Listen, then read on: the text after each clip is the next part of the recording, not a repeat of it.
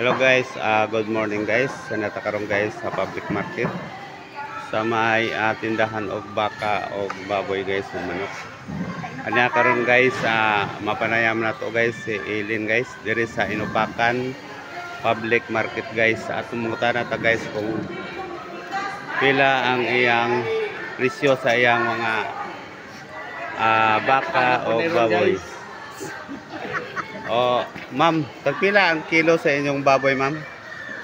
Tag 310 ang kilo. Oh, 310 guys ang kilo sa ilang baboy guys.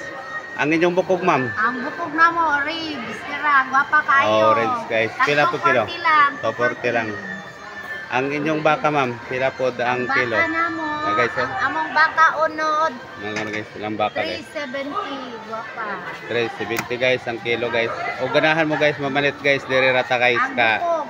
Kailin guys, og Nicolas guys sa Inupakan public market. Ang bukog guys sa baka guys, 320 ang bukog. 320. 320 guys ang bukog guys sa ilang baka. So kung ganahan mo guys mamalit guys, nyara dire guys.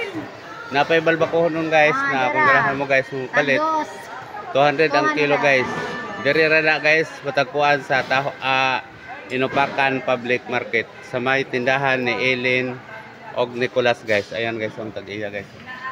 Dire mismo guys sa kanto sa atong public market guys. Ug musuod mo sa entrance guys. Niya dapit dire sa ilang. Nara guys oh. Ayan guys. Kung ganahan mo guys, bisita lang mo dire guys ha. Lumbay ni guys ngadto sa tanang mga meat guys. Ayan. Okay. Bye-bye o mayong buntag kanilang tanan guys. Bisita mo dire guys sa atong tindahan og baka og baboy ug manok. Dire sa Kailin og Nicolas guys. Thank you very much og mayong buntag.